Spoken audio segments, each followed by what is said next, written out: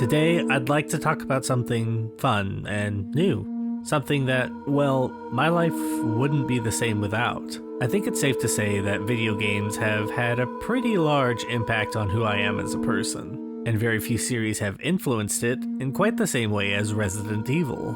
I actually started my journey into these games as a small little tot, watching my older cousin play Resident Evil 2.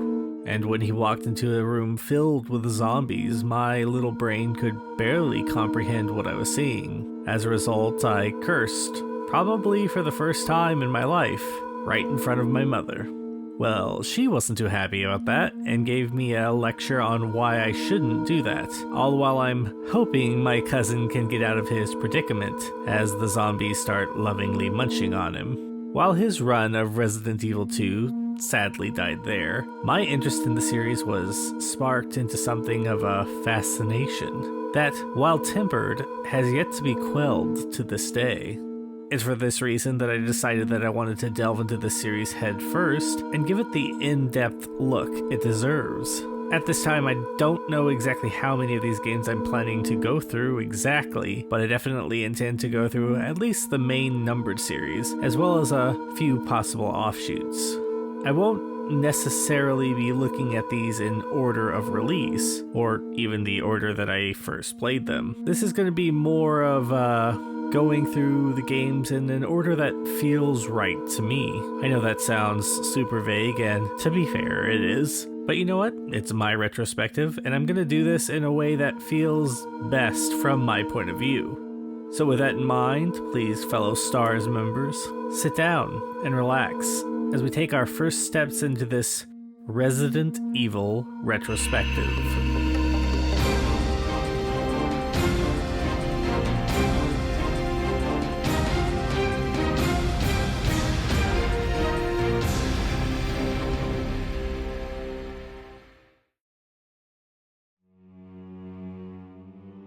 The first game that we're going to look at here is the one that started it all, the original Resident Evil. If you've ever looked into the history of this series, you may know that this game originally started off as an attempt to remake an NES title known as Sweet Home, a fairly decent horror RPG based off of an okay movie. And yes, I can actually say that because I've watched the damn thing. Well, this idea was scrapped and eventually morphed into the survival horror title we have today. Now, most fans of the series also know that in Japan, the series goes by the name Biohazard, which is, to be fair, as it's a pretty cool name. But due to what appears to be copyright issues, the name had to be changed for an overseas release. I've never been able to confirm 100% what copyright Capcom was trying to hide from, but due to this, the series was rebranded as Resident Evil for overseas audiences. Another cool name, in my humble opinion. Now I'm going to admit a cardinal sin here and let y'all know that I played the remake of the game before I actually played the original. To be fair, I was about 12 years old and had only played Resident Evil 2 at that point. So playing the remake actually helped me learn to love the series as it is. With that being said, I do think that the remake is the better game overall, but obviously it could not exist without the original, so both are important to the series overall. Don't worry, I'll be trying to give the game as unbiased of an opinion as I can, though it's obviously going to be colored at least a little bit by my past history. I'll also be narrating this little romp as if I were playing it for the first time, even though I've probably spent more time in the Spencer Mansion and the Raccoon Police Department than any other fictional locales. So be aware that this retrospective is going to have at least a few spoilers. With all that said, let's dive right in. This little game was directed by the now legendary Shinji Mikami and took inspiration from low-budget horror movies, and it definitely shows in the game's intro. After choosing which of the two main characters to play as, Jill Valentine or Chris Redfield, I'm introduced to the plot of this little romp, where we learn that a Midwestern town called Raccoon City has run into a small problem where their citizens are being terrorized by a series of grisly and bizarre murders, where the victims are cannibalized. Along with this, hikers are going missing in the woods and mountainous region outside the city, so it doesn't take long for people to start putting two and two together. After dragging their feet for long enough, the police decide to send out a squad of officers known as the Special Tactics and Rescue Service, also known as STARS. The STARS unit is somewhat of an odd mix between a SWAT team and a mercenary group. Each member of STARS has something that they specialize in, and there's no set uniform for the group. STARS is composed of two groups, Alpha and Bravo Team. Bravo Team is sent out first to investigate before the game even begins, but contact with the team is lost. So Alpha Team is sent in afterwards, and yeah, things don't go so well. They quickly learn what happened to their compatriots when they are attacked by a bunch of zombie dogs, in some of the worst editing I've ever seen. While I know that the original Resident Evil was a fairly budgeted title, and the actors in it were not actors at all, and this cutscene makes that incredibly obvious.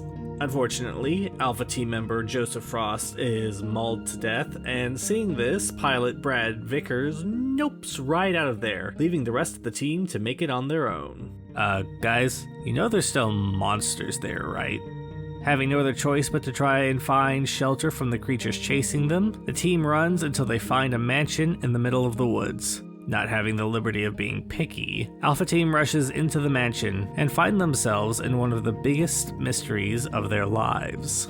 As we go through this retrospective, we're going to be looking at a few different versions of the game. And no, the remake is not among them, as that is going to be its own video down the line. It deserves nothing less. Some of the versions I'm going to be mentioning through this video is the original, released on the PlayStation in 1996, the DualShock Director's Cut, released in 1998, Resident Evil Deadly Silence, a version released for the Nintendo DS in 2006, and some unofficial HD mods of the game. For the most part, story segments are going to be the same in each version, minus a few differences here and there, which I'll mention as I go along. So if you randomly see a strange change in asset quality, well, now you know the reason why.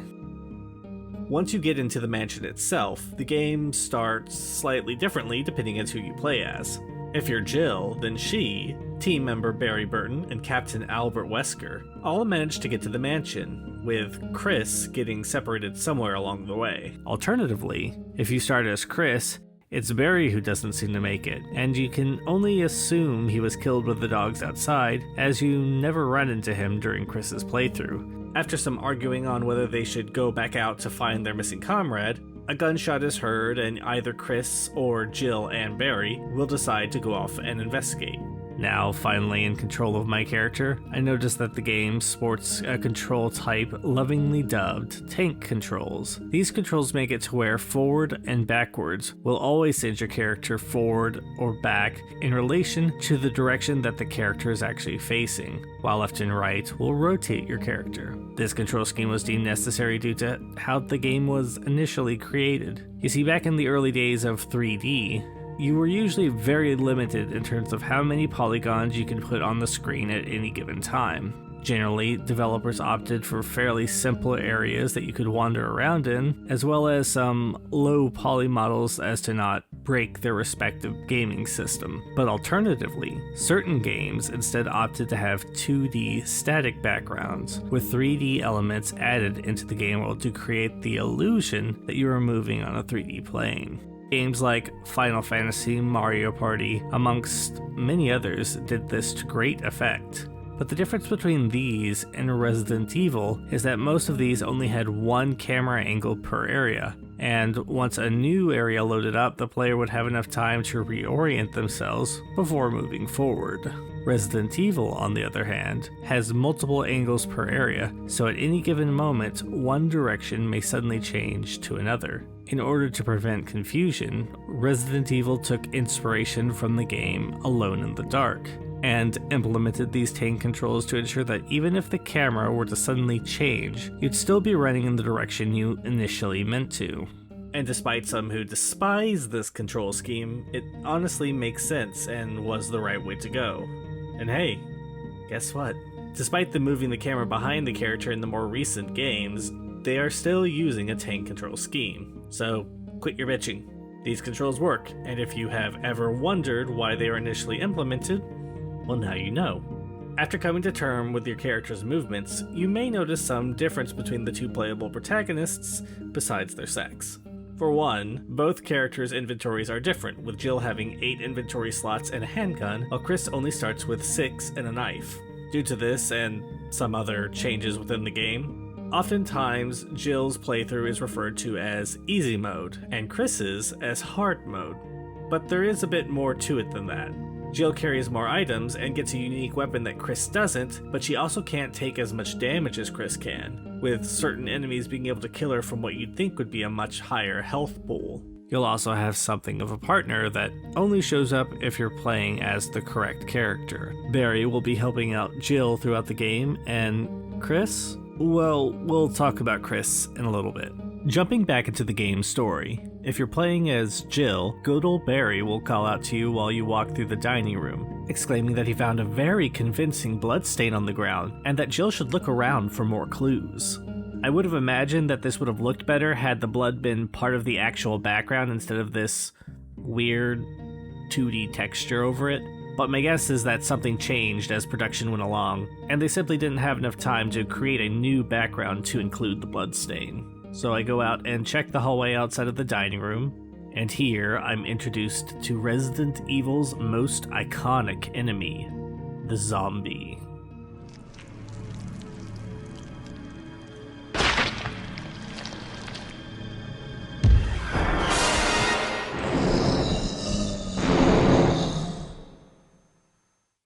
This introduction has now become legendary, and has been referenced in many other games, including other Resident Evil titles. Coming across this zombie munching on the corpse of Kenneth, one of Bravo Team's members, feels like the other shoe dropping in a way. The player now realizes that this is what they are dealing with. This is what they have to work against. This is even more haunting in the unedited version of the scene, where the zombie drops Kenneth's half-eaten face. What's also interesting is that if you do your damnedest to simply not go into the hallway as Jill, you're introduced to the zombies in a completely different way. Who is it?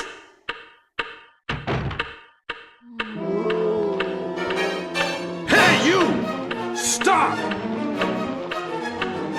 Run, Jill! He's insane!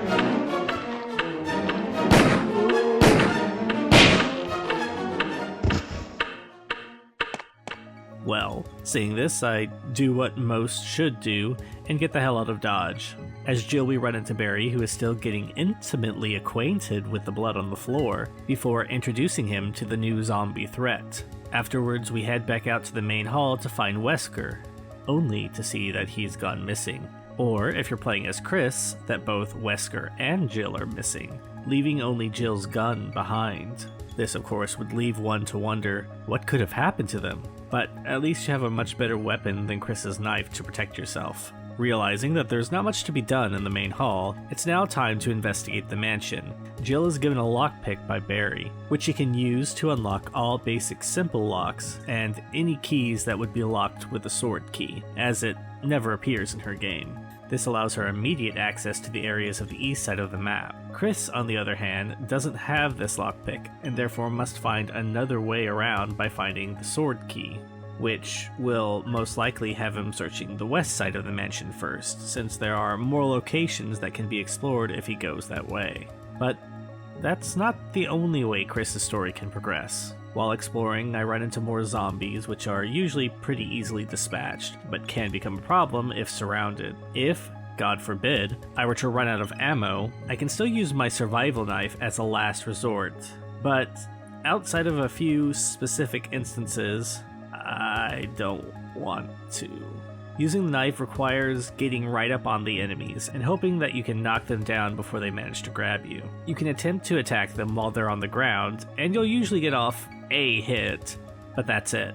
For some reason, in the first game, all enemies are invincible while they're in the process of standing up. While this is frustrating, but mostly okay for the zombie enemies, they are a much bigger issue when it comes to later creatures that you're going to run across, namely the hunters. but we can go into more detail once those reptilian monstrosities show up in full force. Enemies have a general minimum and maximum number of hits that they can take before they go down for good, meaning I have a general idea of how many hits any monster can take, but I'll never know for sure. When playing the director's cut version of the game, the silver Beretta that you get also has a percentage chance of blowing up a zombie's head anytime you shoot them, sometimes even on the very first shot, which can definitely help save ammo. Especially since in the director's cut, there are a significant increase to the amount of enemies. In the original version of the game, zombies and monsters are plentiful, but are usually placed fairly, with enough time that you can usually deal with them without feeling like you're forced to take damage. The director's cut version of the game isn't nearly as fair, with you sometimes being bombarded with enemies right in front of you the moment you enter a room, or enemies being around corners so that you can't see them until you've run right into them. It may just be me, but I ended up disliking this arranged version of the game not because it was too hard, but because the changes made in the game to increase its difficulty were cheap. I think that's as good of a segue as I'm going to get when it comes into talking about some of the different versions of the game. Resident Evil has been released and re-released multiple times, and the majority of them play the same, though some have their own unique quirks. The PlayStation original is considered the purest form of the game, but I might argue that it's not the best. For one, it lacks the auto-aim function that was added in the director's cut onward, and this really makes some of the more frustrating enemies in the game a little less so. There is also the director's cut DualShock version of the game, which is, well, it's most well known for having a different soundtrack. Now, I think that some of the tracks are actually quite good, but it's very hit or miss.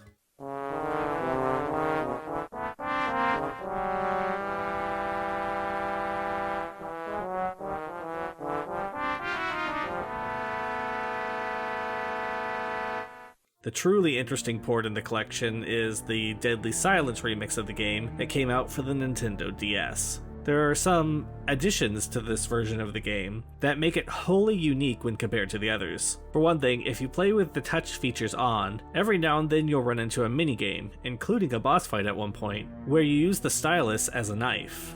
It's kind of neat, but loses its interesting factor pretty quickly for me. So after the first playthrough, I don't think I ever went back to this version. A more positive addition, and what I thought was truly interesting, were the updated character models and animations, both for playable characters as well as certain enemies. These don't really change how the game is played, but it's still a nice coat of paint to an overall aged experience. There's also an instance of what I would argue would be an older game learning from its newer counterparts. This comes into play in the form of the knife button. With this, the knife is no longer an inventory item, but instead is just something you can bring out at any given moment, a function which was first introduced in Resident Evil 4. Does this make the game easier? Yes, but barely. And honestly, it just feels better to have the knife on you at all times, as otherwise it's going to be collecting dust in your item box. Unless you're going for a knife-only run, in which case, God have mercy on your soul. The bad thing about this particular version is that the backgrounds are fairly washed out, with a much lower color palette. But honestly, if they ever re-release the game again, I truly believe that this is the best way to play it. The new additions, as small as they may seem to be, make the original experience better without altering its foundation, which again, in my opinion, is a great way to make a port. I definitely know that there will be some who disagree with me, but this is just my opinion that I'm throwing up there. Along with these ports are some unofficial HD mods of the game that use AI upscaling to enhance the clarity of the background. Basically what this one does is modify the background images of the Source Next Japanese version of the game, and it does it quite effectively, though there are some visual errors that appear when playing it. What's kind of funny about these errors though are that they aren't actually in the image files themselves. Another HD project that I'm looking forward to is the Seamless HD version of the game, which at the time of writing this hasn't been released and there has been limited information on. But based on this group's previous works on Resident Evil 2 and Resident Evil 3, there's a high likelihood that we could see something wonderful here. While none of these are officially supported by Capcom, they are great ways of trying the game out again with a new coat of paint, or trying it for the first time with a more modern feel. While wandering around and avoiding the creatures that inhabit the mansion, it's easy to realize that there's simply not enough space in the character's inventory to carry everything. Jill gets a bit more leeway here, but part of the challenge will be trying to juggle weapons, healing items, and key items, while leaving enough space to grab anything else that might be found along the way. Some may disagree with me here, but I feel like this is actually very important for the game's pacing and overall feel. Most of the earlier Resident Evil games have you going back and forth over the same areas over and over, while you slowly gain the ability to push through using the different locking mechanisms and puzzles that you come across. There wouldn't be anywhere near as much tension if you could simply grab anything you wanted without risk of running out of room to carry it. Eventually, as Jill, I run into Barry again when I find a shotgun on the wall. Once I leave the room that the shotgun was in, I get trapped in a small room with the ceiling slowly collapsing in on me. Jill cries out for help, and thankfully Barry manages to hear us, breaking down the door to the room, which leads us to safety. I also get the feeling that Barry is kind of hungry. That was too close. You were almost a Jill sandwich. Running into Barry is interesting, as this isn't the only place where he can show up, but where Barry appears for the player will depend on which room they investigate first. But each one tends to allow you to bypass a hazard that you would have otherwise had to deal with. I've mentioned the ceiling trap, which you would normally have to deal with by locating a broken shotgun, bringing it back, and swapping it out for the working shotgun. Since I entered here early on as Jill, however, Barry came and saved me, removing the necessity of going through the entire thing. An alternate route that can be taken is to head up to the upstairs balcony and locate the body of Forrest Spire, who has been pecked to death by crows. Immediately after making this discovery, the player will be attacked by the aforementioned crows, but if Barry is met here instead of downstairs, there'll be no need to deal with the added hostile enemies as they won't show up. So in a strange way, Barry is kind of a get-out-of-jail-free card, redeemable in one bad situation. Chris, on the other hand, doesn't really get any special treatment, as his side character is... Whoa! What is it? What? Oh! Oh no! Rebecca. Rebecca is a rookie, and the latest unit to the STARS Bravo team. Rebecca doesn't help in quite the same way Barry does, but she does have her own unique set of skills. Normally, most players will meet her in the medical room, but she can also be met elsewhere if a specific set of steps are taken to avoid stepping in the medical room until she is found in this other location. Rebecca doesn't really do much at this early point in the story, but will ask Chris if he would like to team up with her. Saying yes won't allow her to come with Chris, as awesome as that might actually be, but will have an implication later down the line. While wandering, I find a diary from a man who was the keeper of the dogs on the grounds, and here we get a basic idea of what's happening here.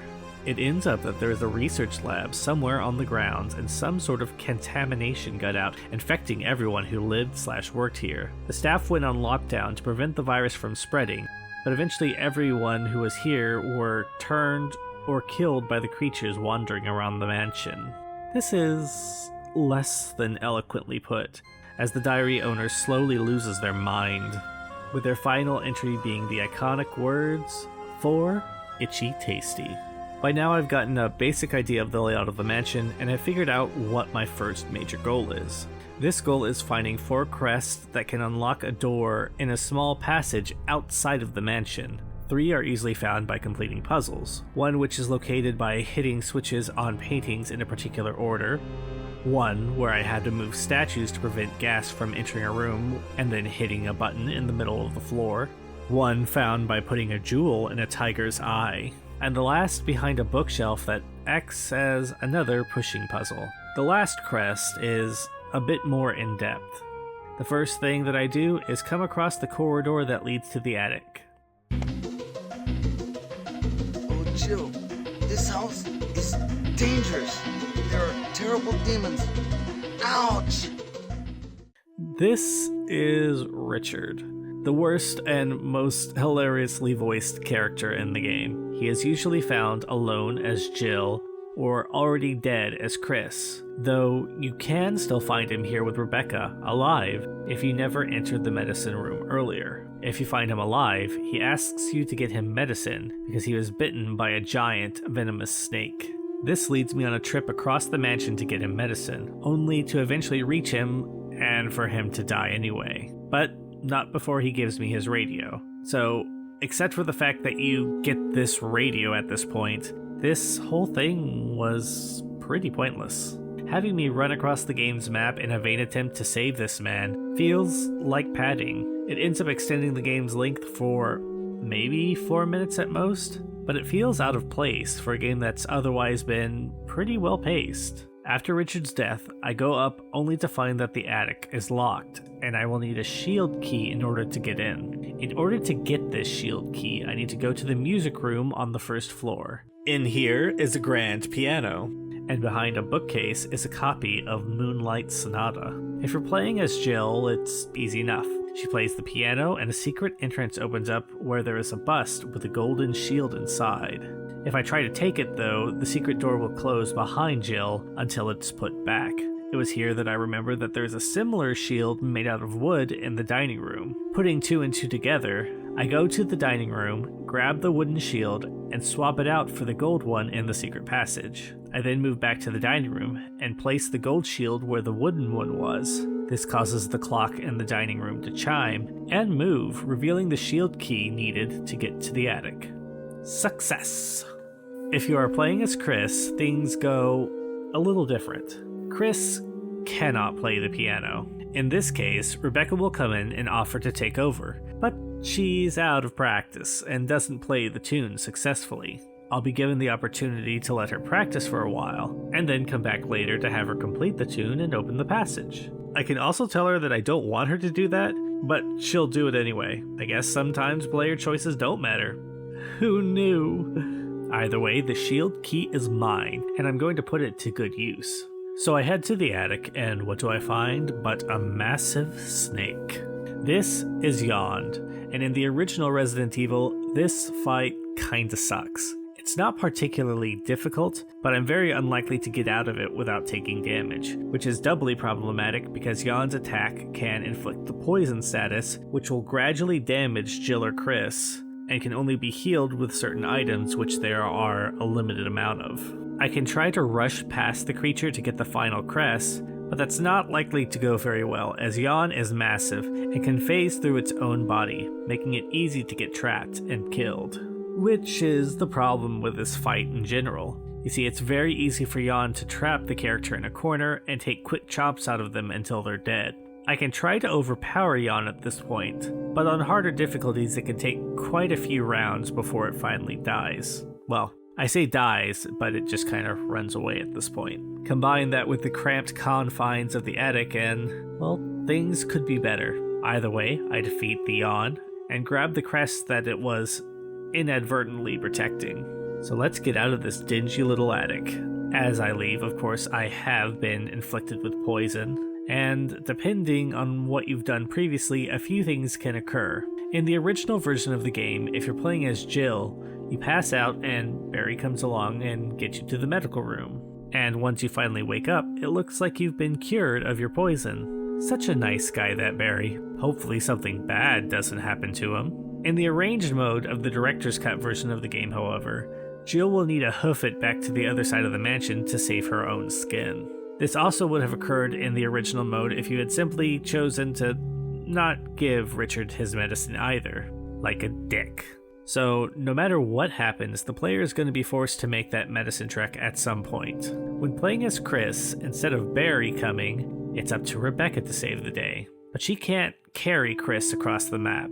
Instead, I gain control of Rebecca for a bit, and run around in her shoes as I try to get Chris his serum. Luckily, the path I use is mostly free of enemies, and the ones I do run into are easily avoided. So I can get there and back to Chris without much worry. Chris eventually wakes up, thanks Rebecca, and we're done with the first major part of the game. So now that I have all of the crests I need, I put them in place and make it to the mansion's gardens. Along the way, I find a crank, and after dodging some zombie dogs, I find that it can be used to drain a waterway that's in my path. Following this path takes us to the living quarters, which is where I believe the majority of the staff lived, despite the fact that it is far too small for that. You know, I kinda noticed this as I was going through, but minus a few locations here and there, There are very few places that people in this mansion could sleep, and based on the number of zombies I've run into, there were a lot of people working here. Maybe they slept in shifts, but not very many people would be okay with having to sleep in the same bed as another person in shifts, especially if the sheets were never washed. Anyway, as you go through this area, you'll find 2 new enemy types. The first are giant spiders. I think that they are literally only in this one room and for the most part can be easily avoided, but they can poison the player if they're not careful. Along with these spiders are bees, which I simply run past without any sort of issue. They are literally the least threatening enemy in the game. Most of your time spent here is just going to be running back and forth between the relatively small space between rooms, and find a key to a different room, until you have access to the control room key. As Jill, while wandering around, I accidentally overhear Barry arguing with someone, and it sounds like he's being threatened. I go in, but I don't see anyone except for Barry. Barry tries to wave this away as nerves, but it's very obvious that something's going on. I go ahead and move to an area under the guardhouse, but first I have to do this time-wasting block-pushing puzzle. This is one of the puzzle types that I absolutely hated from early Resident Evil. They're not fun or interesting, they just stretch out the runtime needlessly. It's one of the few things I can say the game would actually be better without. Or at least that's how I feel anyway. Maybe I'm alone in this. Anyway, at the end of the corridor I find myself in a large room known as the Aqua Ring. In the center is a large tank which has shattered, and the area is now filled with water. As I quickly learn, there are also 3 sharks swimming around. For the most part, they aren't very dangerous, but the large one can devour you if you aren't careful.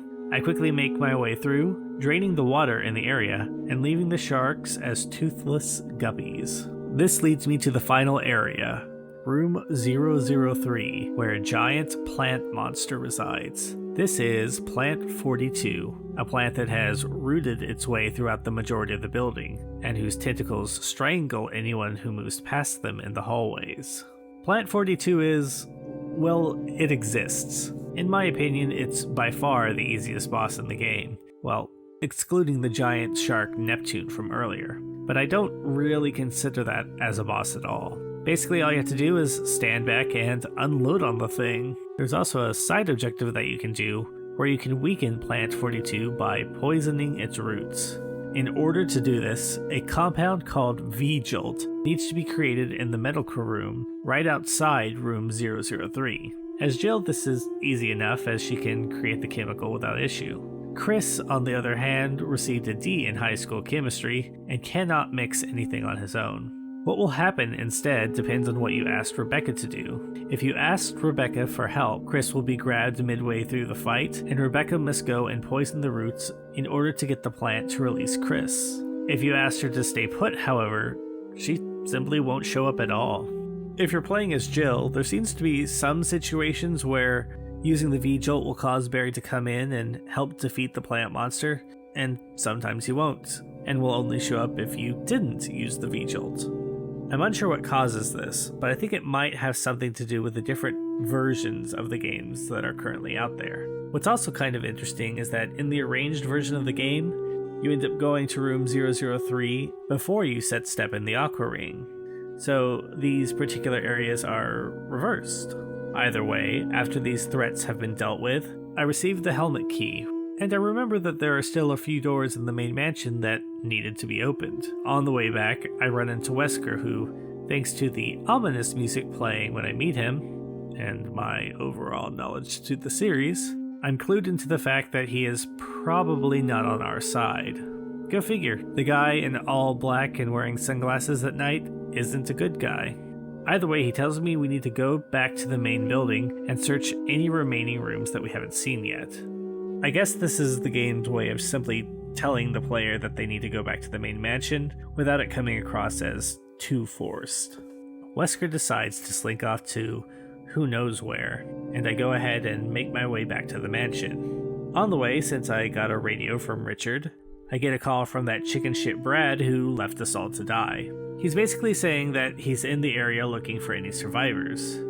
And I get the feeling that he's doing this just because he'd get in a lot of trouble for leaving his team to die.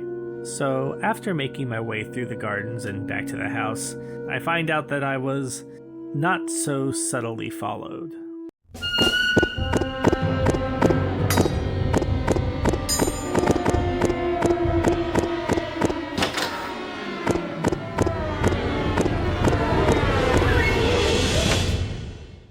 This is the Hunter that I mentioned previously, a reptilian humanoid monstrosity that is probably the most frustrating enemy in the game. It's very agile, fast, and can do a lot of damage very quickly. It also tends to be a fan of doing an instant death lunge attack when Jill or Cress are at somewhat low health. Combine all of this with the fact that a lot of their animations have invulnerability frames, and it's very easy to run into annoying instances where you can be backed into a corner and just quick swipe to death. And then usually beheaded.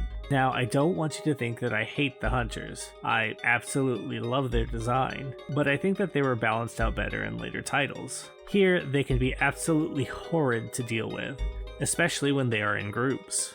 And they are almost always in groups. Anyway, now that we're back at the mansion, we have two main rooms that we can go to in order to move the story forward.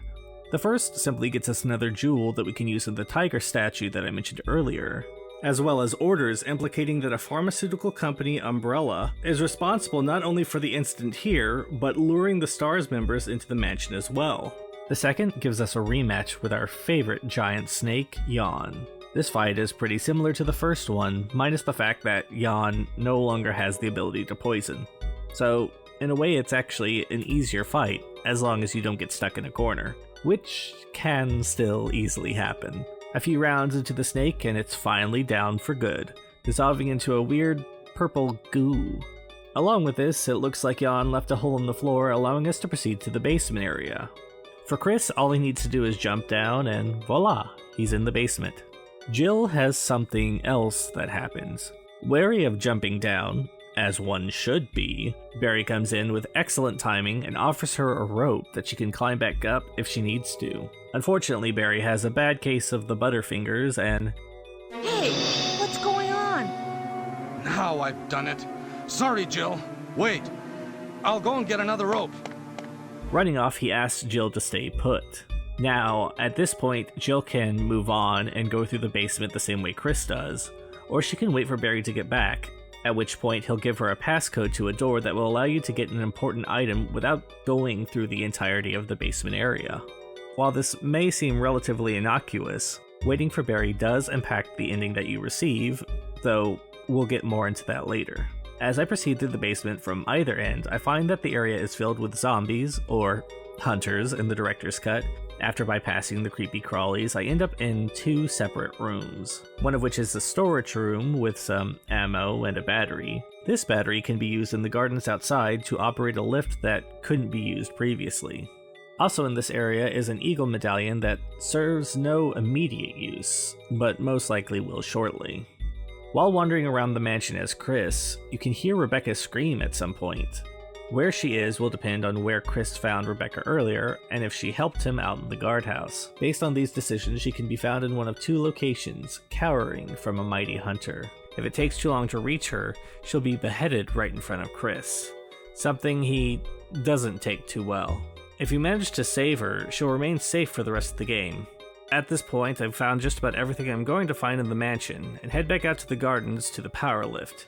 Doing so takes me to the caves and... ugh. This is probably the worst area in the game. The walls of the cave just look terrible, and time has simply not done it any favors. I get that they were trying to make this look like an artificial cave rather than one created by nature, but it simply didn't hit the mark in my eyes. And the primarily sickly yellow background is just a chore to look at. Mix this with the subpar music and I'm eager to just be out of this place. Luckily, it doesn't last long. In this area, while playing as Jill, I run into Barry again, who will suggest teaming up together, as well as asking who should lead between the two of us. I decide to go ahead and travel with him, with me going first, and minus one overly excited hunter, we do pretty well. This choice does influence the ending of the game that you'll get as Jill, but once again we'll look into that later. Together we find Enrico Marini, who gets maybe 2 or 3 lines out stating that someone in the stars is a traitor, can't imagine who. But before he can give any more information, he's shot on the spot, slumping over like a one-pump chump. I wonder who it could possibly be. I end up going after the shooter, but instead of finding them, I find a crank that will allow me to proceed through the rest of the caves. Towards the end of this little journey, we meet the Black Tiger, a giant spider larger than any of the previous giant spiders we've seen. It's pretty easy to dispatch, but after it dies, it spawns a million tiny spiders that are a pain to deal with. So I simply don't. I just leave and come back in, and the Black Tiger and its brood are all gone, leaving just one door that is covered in webs to deal with. You can clear this web in one of two ways, either by cutting through it with a knife or by burning it with a flamethrower that Chris can find in the mines. If you happen to not bring your knife with you, cause why would you at this point, the devs thankfully leave another in the room for you. A mercy, since otherwise I'd be tracking back to the front of the mines. Either way, we go into these few final rooms, getting a wolf crest and MO disc. I got another MO disc earlier, but I didn't really want to mention it because it won't be important until later, and because I forgot. Well, we get out into another smaller garden area with a large pool of water and two statues on either end, one of a wolf and one of an eagle. I feel like I don't really need to explain how to complete this puzzle, but as a result of using the necessary items, the pool opens up, revealing a pathway to the mansion's underground lab. So here we are at the final stretch of the game, and we find that most of the rooms in the area are locked. There are also a few naked zombies wandering around. These naked zombies can supposedly take more damage, but I barely notice the difference. What I did notice is that they tend to respawn in the main hallways, so constantly killing them is meaningless. Either way, I find a puzzle on the wall in one of the rooms that has a series of symbols on it, and nearby is a journal that has a password in it that is using the same symbols. I was able to quickly deduce the words saying that the symbols were next to the wall and gauging what the words were supposed to be based off of them, and it isn't after figuring out this clue that I turned the light on in the room to realize that it just blatantly tells you what the words are. Oh well. I'm able to use this password, as well as the name of the researcher's girlfriend, Ada, to unlock the rest of the rooms in the basement. I'm not really going to go into these rooms because this video is long enough as is, and there isn't really anything new or interesting to say about them, but I will talk about the final, normal enemy in the game. These are the Chimera, fly-human hybrids that can crawl on the ceiling and look a bit like orangutans when they chase you. These guys are interesting in design, well, at least interesting in design in the RE remake, but they are a bit of a step down when compared with the hunters. At last we get to the final area of the game, the elevator that leads down to the room where most of the bioweapons are created. If Barry or Rebecca manage to survive, they'll meet up with you here before you go down in the elevator to find that, yep, surprise surprise, Wesker was indeed the traitor. If you're playing as Jill, Barry will also betray you before leaving you in Wesker's hands. Wesker goes on to explain that he's planning on betraying Umbrella and selling information about bioweapons to other competitors. He'll also gloat about how he tricked Barry into thinking that he had his family hostage, even though he really didn't. If you're playing as Jill, he'll try to take you to see the Tyrant. But before he can, Barry will come up behind him and knock his ass out, admonishing himself for being such a fool. Well, at least he did while I was playing. You see, there is a chance that Barry, if he's even survived up to this point, won't knock Wesker out and will just simply do what he says. This all has to do with the choices Jill makes during the game. It seems like choices that make it look like Jill trusts Barry, such as waiting for him to come back with the second rope or going with him into the mines, makes it to where Barry won't actually betray you. If you choose not to trust him, he won't. This can lead to 3 different outcomes for Barry. If you put your trust into him, he'll knock Wesker out. If you didn't wait for Barry to come back with the rope or didn't walk with him in the mines, he'll leave you to your fate. This leads to him dying later in one of the safe rooms. And finally, if you wait for the rope, agree to go with Barry in the mines, ask him to go first, but don't follow him, you'll find him dying from a hunter attack at the start of the mine area. I don't think as many people know about this fate, so I just wanted to mention it here. If you're playing as Chris, well, Wesker just shoots Rebecca and you move on. Yeah, like this. Much simpler. Either way, you'll end up going to the biolab, where you will find the Tyrant. This huge humanoid is dubbed the ultimate bioweapon. Wesker will release the thing to attack his former comrades, Or Barry will accidentally let it out in one case. But the creature can't be controlled and kills Wesker before attempting to kill either Jill or Chris. This fight is not very hard. The tyrant moves at a snail's pace and will only attack if you're right next to it. It's very easy to run, get a few shots in, and run again. Keep doing this and eventually the creature will go down without much fuss. After it does, I gather up a master key that Wesker dropped, as well as my surviving partner. Oh, yeah, Rebecca survived her gunshot thanks to a bulletproof vest. You'd think that Wesker would probably remember that before making it out of the lab. Now, if your partner survived, either Wesker will set off the self-destruct sequence because he's still alive, or Rebecca will want to, as there is still information about how the tyrant virus was created lying around, and destroying the lab would prevent that information from getting out. And I'm sorry, but this is a really stupid idea. If the idea were to destroy the lab and the mansion to kill the creatures inside, I'd get that. But the odds are that getting rid of the data here won't prevent Umbrella from recreating the virus. And on top of that, it will end up destroying most of the evidence of their wrongdoing. Alas, the characters are going to go follow their script, and the mansion is doomed to be destroyed. Either way, I start to head out of the exit before making one final stop. Do you remember those ammo discs I mentioned earlier? Well, here is where they come into play. There are 3 ammo discs overall and 3 ammo disc readers that exist in different parts of the lab. Putting in all 3 unlocks the door that leads to the holding cells, where either Chris or Jill are actually being held captive. You can actually find them earlier as long as you've used all of the correct ammo discs, but there's no real reason to do so since you can't get them out until the tyrant has been dealt with. So I tend to just go for them now. With that, everyone who can be saved has been, and it's time to make my way out of this shithole. On my way out, I get one last message from Brad saying that he's running out of fuel and that we need to give him a sign. Making it to the final elevator, a cutscene plays where a countdown begins, giving the player a limited amount of time to escape. Any surviving team members will hear monsters at the end of the hallway, and he, she, or they will need to go deal with them while you try to flag down Brad. In reality, this is just an excuse to get you up to the heliport alone.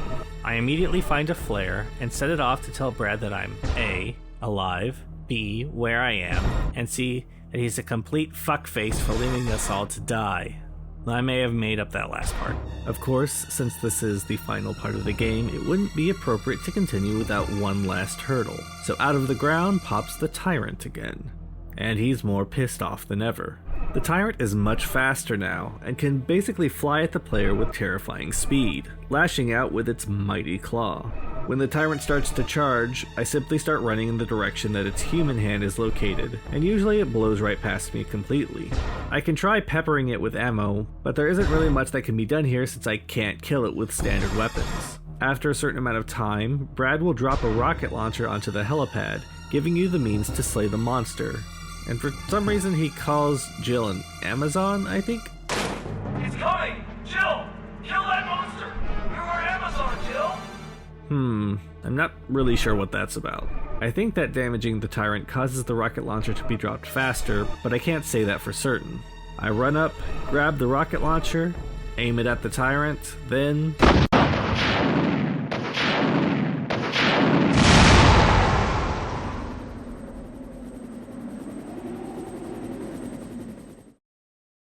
It's over. The day is saved. For now, at least. I get an ending that changes depending on who lived and died. If Rebecca or Barry survived, you automatically get a good ending as the mansion is destroyed and the creatures are no longer inhabiting the woods. If Barry or Rebecca died though, you always get a bad ending as the creatures can still cause chaos. None of the endings to Resident Evil 1 are completely canon, since it's impossible to save everyone. But I'll give the game a pass since they had no idea that they were going to be making a sequel at the time. So with that, we watch our brave STARS members fly off into the sunset, unaware of the many, many sequels that await them. And that's it. That's Resident Evil. So some might wonder, is the game worth playing in the times we live in now? Absolutely. It is by far the most dated Resident Evil game out there, but that makes sense as it is literally the oldest game. It's pretty clunky by today's standards, and most certainly isn't a looker any longer. Though, as I mentioned before, the Seamless HD project may help with that. For fans of the newer games who haven't gone back and played the original, I'd have to say you absolutely owe it to yourself to play through this piece of gaming history, even if it's just to listen to the fantastic cringe-worthy dialogue. Stop it! Don't open that door! There are aspects of the game that are a bit unfair, and, well, some that are just plain stupid, but it created one of the biggest horror genres for a reason. Are the games that came after it better? With a few exceptions, almost unilaterally yes. But the first game isn't bad, it's just dated. And that's okay. Most of the issues I have with the game were ironed out in its sequels and eventual remake, so I can be happy knowing that this game, this one here, led to one of the greatest horror franchises of all time. Thank you for sticking through to the end here for this retrospective. I had much more to say about this game than I initially thought. Special thanks to Jack Freeman, Jason Yoder, Cornick, and JTG for your support in making this video, as everything y'all contribute helps in making these possible. If you'd also like to join the Patreon family, you can do so using the links down below. Also, there are links to my Twitter where I post things every now and then, and my Twitch where I stream on occasion. I'm trying to get back into streaming more, I just haven't had the time lately. But with that being said, I thank you all for watching, and I'll see you next time.